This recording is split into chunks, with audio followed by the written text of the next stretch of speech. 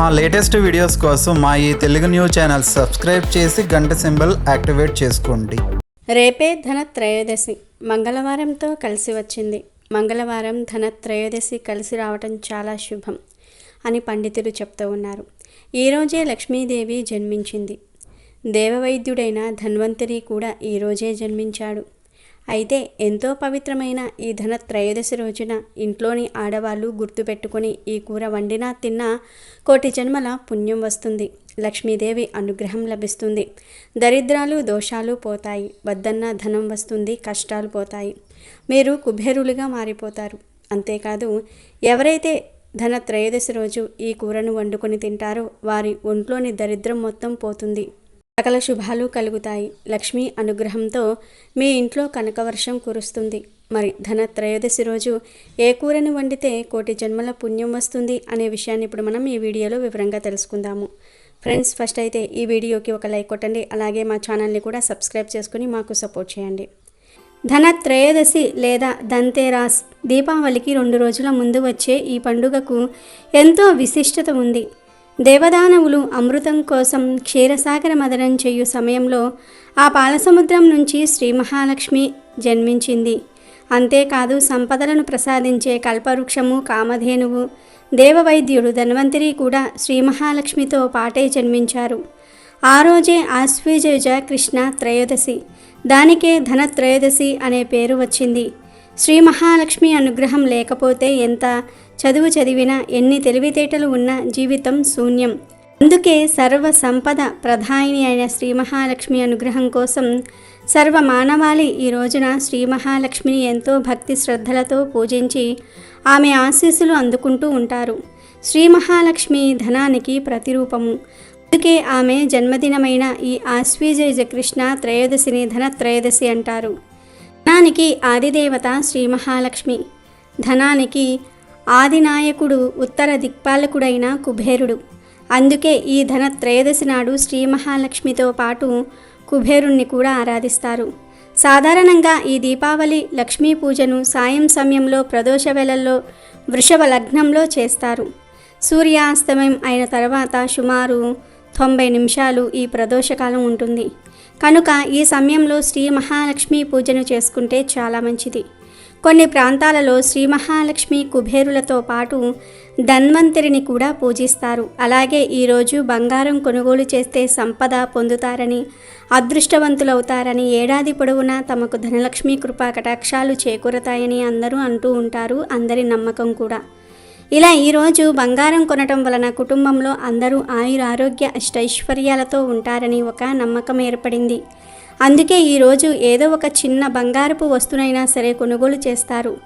ఖచ్చితంగా ధనత్రయోదశి నాడు మహిళలు బంగారము, వెండి వస్తువులను కొనుగోలు చేస్తారు. వాటికి పసుపు కుంకుమ రాసి అమ్మవారి పాదాల చెంత ఉంచి పూలతో పూజ చేస్తారు.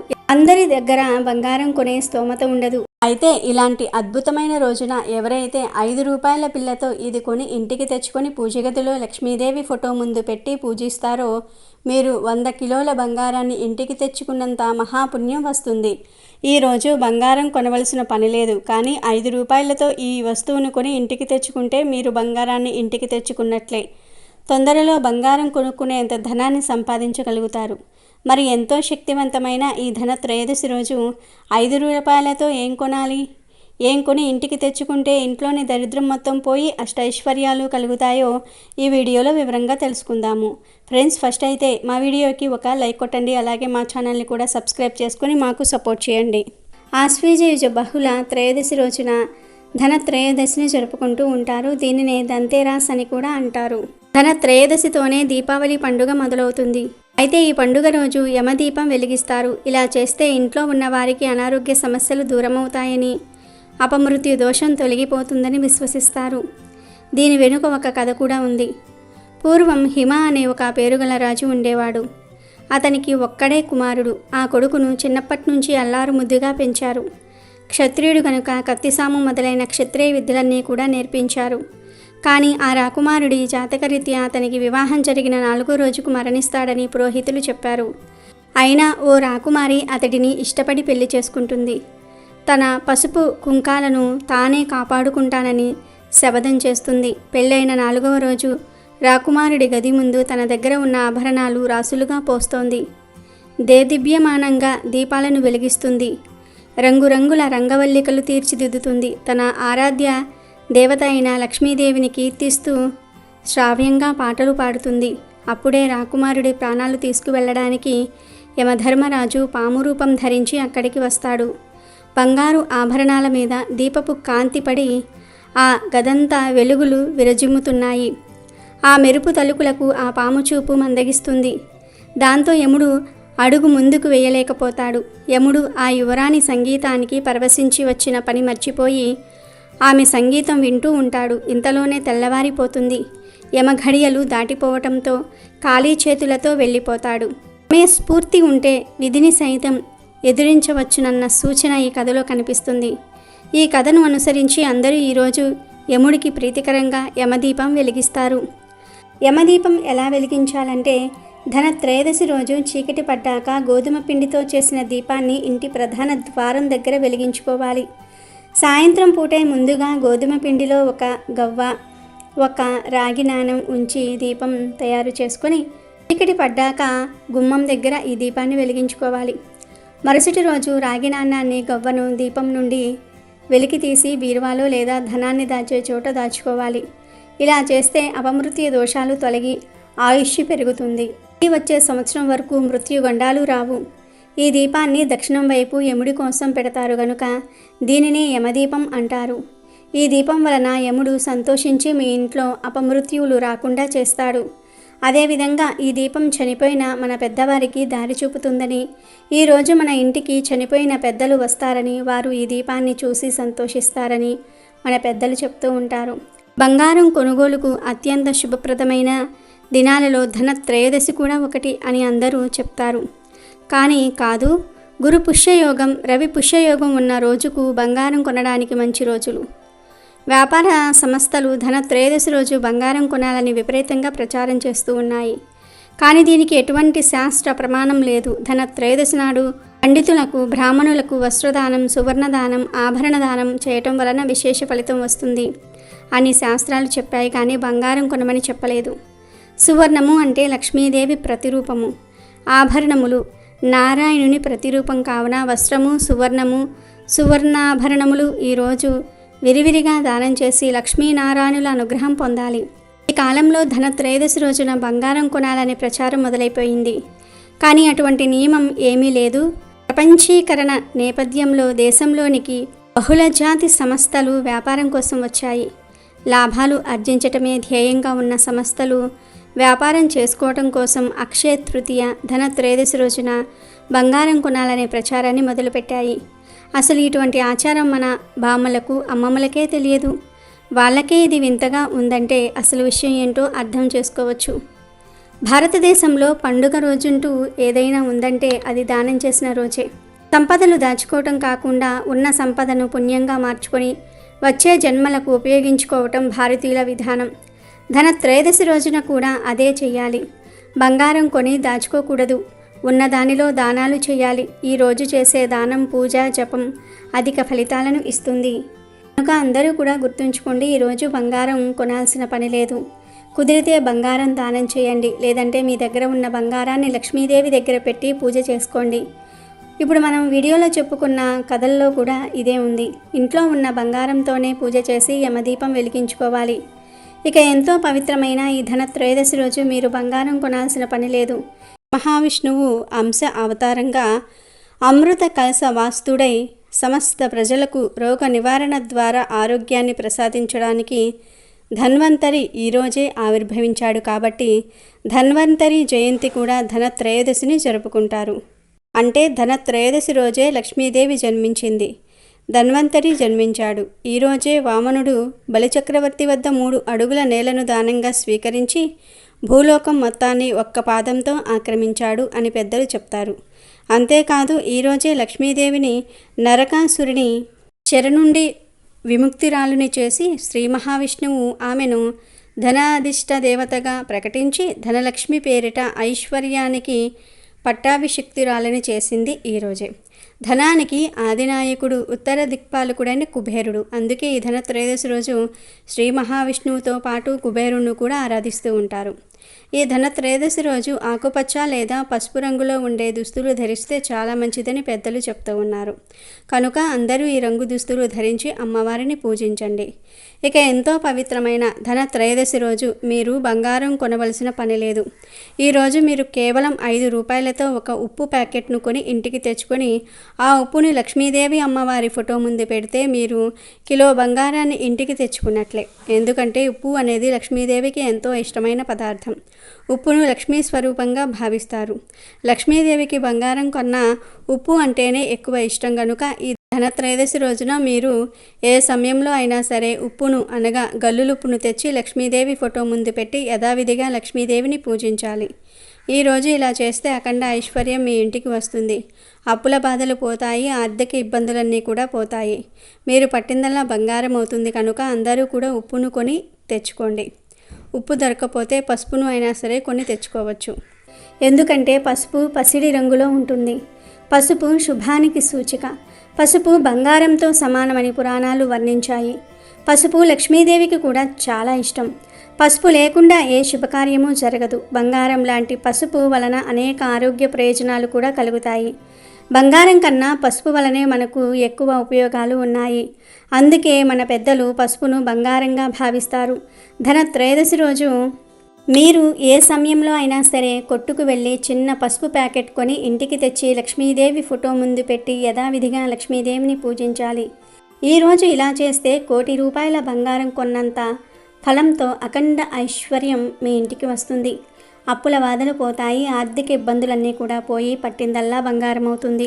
కనుక ధనత్రయోదశి రోజు ఉప్పును లేదా పసుపును కొని ఇంటికి తెచ్చుకోండి. అలా తెచ్చుకోవటం వలన 100 కేజీల బంగారం కొన్న ఫలితం వస్తుంది. మీకు ధనానికి లోటు రాదు. ధన సమస్యలు పోతాయి, కష్టాలు పోతాయి, లక్ష్మీదేవి అనుగ్రహం లభిస్తుంది. మీరు అపర కుబేరులుగా మారి ఆనందంగా జీవిస్తారు. ఒక పురాణ కథ ప్రకారం పాలకడలిలో శేషతల్పంపై పవలించే శ్రీ మహావిష్ణువు చెంత ఉండే శ్రీ మహాలక్ష్మి భూమిపైకి వచ్చిన రోజు ఈ ధనత్రయోదశిగా పురాణాలు చెప్తూ ఉన్నాయి. కలియుగం ప్రారంభమైన తరువాత బ్రహ్మ, విష్ణు, మహేశ్వర్లో ఎవరు గొప్పవారన్న విషయాన్ని తెలుసుకునేందుకు భృగు మహర్షి విష్ణు నివాసమైన వైకుంఠానికి వెళ్తాడు. అక్కడ తనను గమనించని లక్ష్మీ విష్ణువులను చూసి కోపోద్రిక్తుడై శ్రీహరి వక్షస్థలాన్ని కాలితో తంతాడు. విష్ణువు ఆయన్ను క్షమించమని అడుగుతూ కాళ్ళు పట్టుకుని ఆపై భృగువుకు అరికాల్లో ఉన్న కంటిని చిదిమేసి ఆయన కోపాన్ని, అహంకారాన్ని హరిస్తాడు. తన భర్త ఓ ముని పాదాలు పట్టుకోవటం, అంతకుముందు తన నివాసమైన విష్ణువు గుండెలపై కాలితో తన్నటం నచ్చని లక్ష్మీదేవి అలిగి భూమిపైకి వచ్చేస్తుంది. ఆ శ్రీజయుజ బహుళ త్రయోదశి నాడు ఆమె భూమిపై ఉన్న కరవీరపురానికి చేరుకుంటుంది. లక్ష్మీదేవి భూలోకానికి వచ్చిన విషయాన్ని గమనించిన కుబేరుడు ఆమె వెంటనే ఆమెను పూజించి లక్ష్మీదేవి కరుణను పొందాడు. లక్ష్మి వచ్చినది త్రయోదశి కాబట్టి అది ధనత్రయోదశి అయింది. ఈరోజు అనగా ధనత్రయోదశి రోజు శుచిగా స్నానాదులు ముగించుకున్న తర్వాత ఏమీ లేని పేదవాళ్లకు భోజనమో, వస్త్రమో, ధనమో, బంగారమో దానం చేయాలి. ఇంట్లోని ఆడపిల్లలను లక్ష్మీ స్వరూపాలుగా భావించి వారికి కానుకలు ఇవ్వాలి. లక్ష్మీదేవిని స్వర్ణ పుష్పాలతో అర్చించాలి. స్వర్ణ పుష్పాలు లేనప్పుడు బంగారమంటి మనసుతో అర్చించిన లక్ష్మీ కటాక్షం సిద్ధిస్తుంది. ఎంతో పవిత్రమైన ఈ ధనత్రయోదశి రోజున ఇంట్లోని ఆడవారు బీరకాయ కూరను కానీ లేదా సొరకాయ కూరను కానీ వండితే చాలా మంచిది. అందులోనూ ఈ కూరల్లో పాలు పోసి వండుకుంటే మరీ మంచిది. ఇలా ఈరోజు బీరకాయ లేదా సొరకాయ కూరను పాలు పోసి వండితే 1 కోటి జన్మల పుణ్యం వస్తుంది. ఈరోజు అందరూ ఈ కూరలు వండాలి. తప్పకుండా ఈరోజు ఈ కూరను అందరూ కూడా తినాలి. అలా తినటం వలన లక్ష్మీదేవి అనుగ్రహం కలుగుతుంది. దరిద్రాలు, దోషాలు పోతాయి, అదృష్టం వరిస్తుంది, ఐశ్వర్య యోగం కలుగుతుంది. దాని వలన వద్దన్న ధనం వస్తుంది.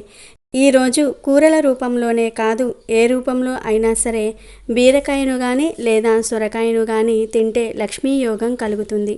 అంటే పచ్చడి రూపంలో కావచ్చు, కూర రూపంలో కావచ్చు, ఫ్రై రూపంలో కావచ్చు, బజ్జీల రూపంలో కావచ్చు, హల్వా రూపంలో కావచ్చు, ఇలా ఏ రూపంలో అయినా సరే సొరకాయను, బీరకాయను తినాలి.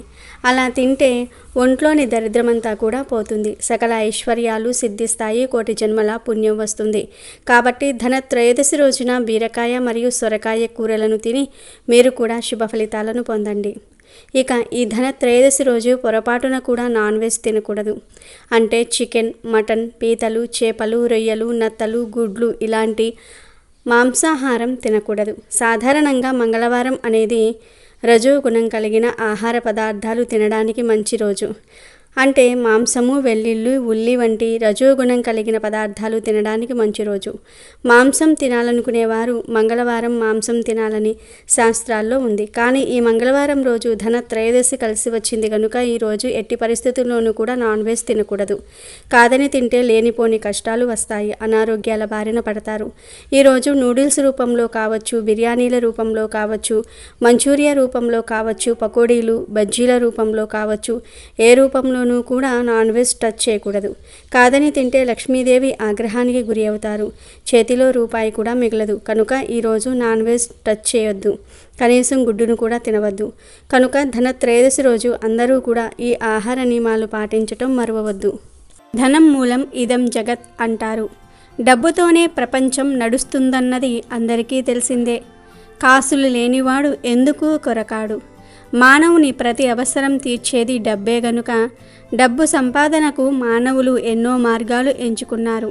కాబట్టి ధనానికి ప్రతీకైన శ్రీలక్ష్మీదేవికి ప్రీతిపాత్రమైతే సకల సంపదలు సమకూరుతాయనేది ప్రజల విశ్వాసం. అందుకు లక్ష్మీదేవిని శాస్త్రయుక్తంగా అత్యంత భక్తి శ్రద్ధలతో, వినయ విధేయతలతో, నియమనిష్టలతో కొలవడానికి పూర్వం ఋషులు ధనత్రయోదశిని గొప్ప పర్వదినంగా నిర్ణయించి కొనసాగించారు. చాంద్రమానాన్ని అనుసరించి ఆశ్వయుజ మాసంలోని శుక్లపక్షం త్రయోదశికి ధనత్రయోదశి అని పేరు పెట్టి లక్ష్మీమాత ప్రీత్యార్థం వైభవపేత పూజా విధానాన్ని ప్రవేశపెట్టారు. ధనత్రయోదశి రోజునే లక్ష్మీ పూజ ఎందుకు అంటే లోకహితానికి దేవదానవులు అమృతం పొందడానికి పాలసముద్రాన్ని చిలికారు. ఈ క్రమంలో ఆశ్వయుజ కృష్ణ త్రయోదశి రోజున శ్రీ మహాలక్ష్మీదేవి ఆవిర్భవించింది.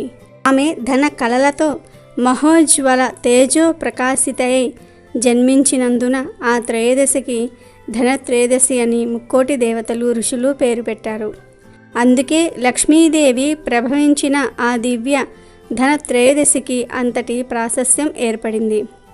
ఈ నేపథ్యంలోనే శ్రీ మహావిష్ణువుకు దేవేరి అయింది కాగా ఇదే కృష్ణ త్రయోదశి నాడు లక్ష్మీదేవితో పాటు దైవ వైద్యుడు ధన్వంతరి, అలాగే కామధేనువు, కల్పవృక్షం, కాలకూట మహావిషం, అనంతరం అమృతం ఇంకా తదితరాలు ఎన్నో ఉద్భవించాయి. దీపావళి పండుగ క్రమంలో దీపావళికి ముందు వచ్చే ధనత్రయోదశిని చోటి దీపావళి అంటారు. ధనత్రయోదశి అంటే సంపద, శ్రేయస్సు అని అర్థం. ఈరోజు లక్ష్మీదేవిని పూజించటం పరిపాటి. లక్ష్మీదేవితో పాటు జన్మించిన ఆమె సోదర తుల్యుడు దైవ వైద్యుడు ధన్వంతరికి, అలాగే ధనానికి ఆదినాయకుడైన ఉత్తర దిక్పాలకుడు కుబేరుడికి కూడా లక్ష్మీదేవితో పాటు ధనత్రయోదశి నాడు పూజలు చేస్తారు. కుబేరుడు తపోనిష్టకు మెచ్చి శ్రీ మహాలక్ష్మి అతనికి అపార ధనరాశిని ఇచ్చి సిరి సంపదలకు అతన్ని శాసకుడిగా చేసింది. ఉత్తర భారతదేశంలో ఈ పండుగను ఎంతో ఘనంగా జరుపుకుంటారు. గుజరాతీయులు ధనత్రయోదశి రోజును సంవత్సరాది పండుగగా కూడా జరుపుకుంటూ ఉంటారు. గుజరాతీయులు ధనత్రయోదశిని ధన్తేరస్ అని పవిత్రంగా పిలుస్తారు. ధనత్రయోదశి నుంచి దీపావళి వరకు 3 రోజుల పాటు కొన్ని ప్రాంతాల్లో గోత్రిరాత్రి వ్రతం జరుపుకుంటూ ఉంటారు. గోమాతను లక్ష్మీ స్వరూపంగా భావించి ఎంతో భక్తి శ్రద్ధలతో పూజిస్తారు. ధనత్రయోదశి నాడు పితృదేవతలు తమ వారసులను ఆశీర్వదించడానికి భూమికి దిగివస్తారని ప్రజల విశ్వాసం.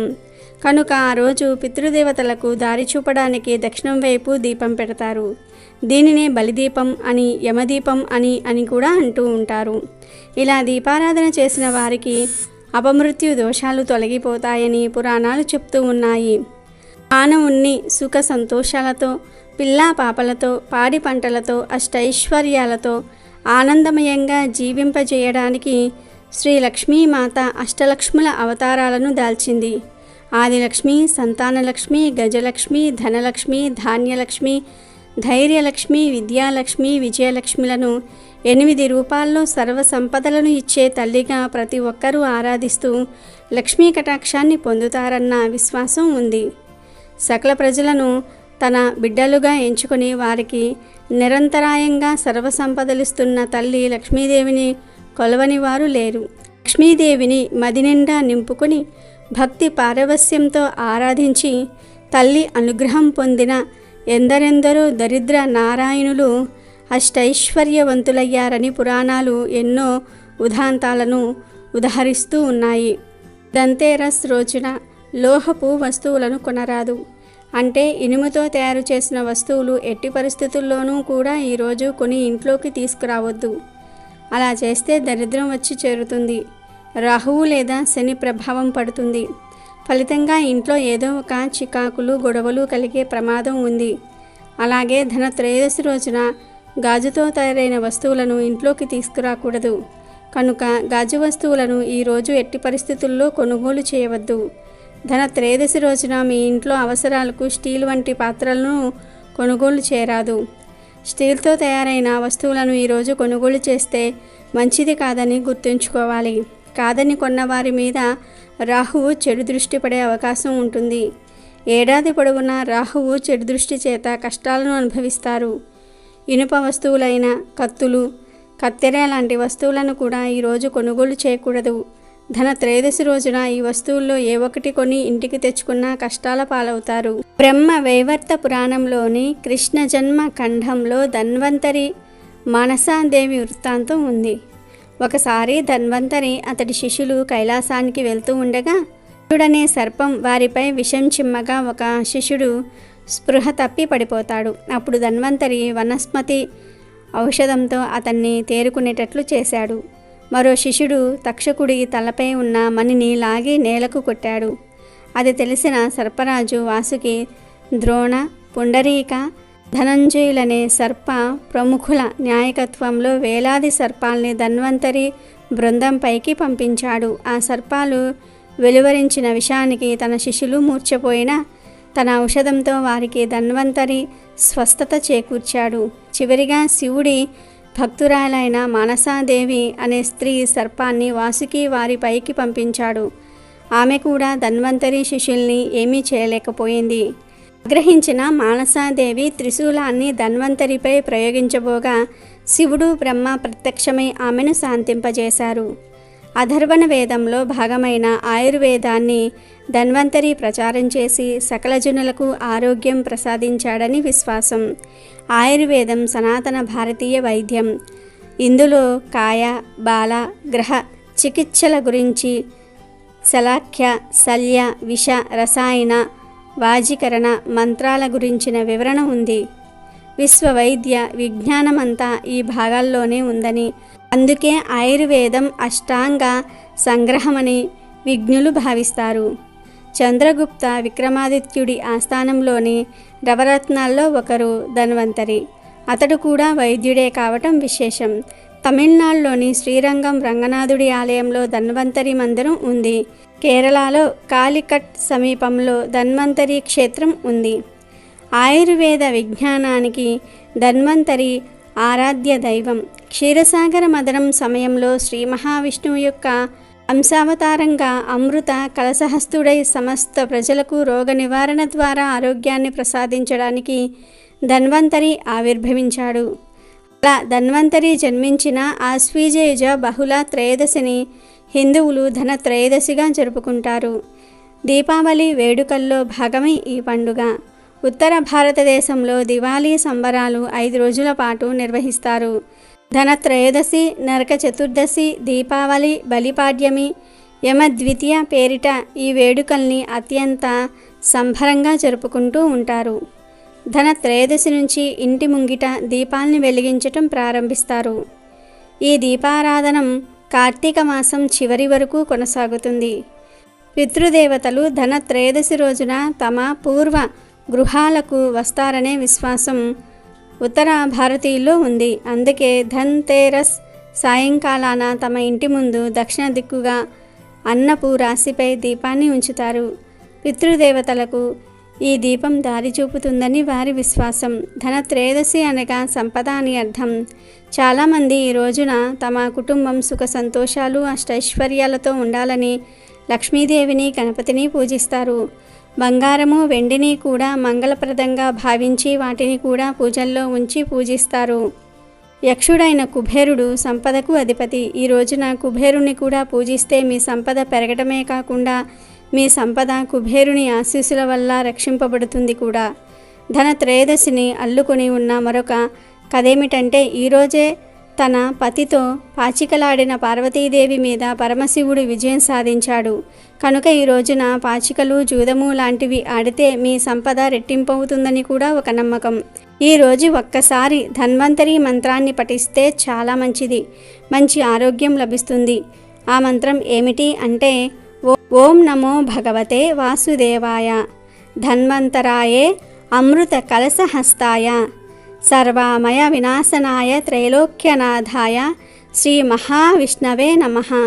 ఈ మంత్రం చదవటం రానివారు కనీసం ఆ దేవవైద్యుడైనటువంటి ధన్వంతరిని తలుచుకున్నా చాలు, చక్కటి ఆరోగ్యం సిద్ధిస్తుంది. అమెజాన్లో బెస్ట్ డిస్కౌంట్స్ కోసం వీడియో డిస్క్రిప్షన్లో లింకు ఉంది, చూడండి. అలాగే మా టెలిగ్రామ్ ఛానల్ సబ్స్క్రైబ్ చేసుకోండి.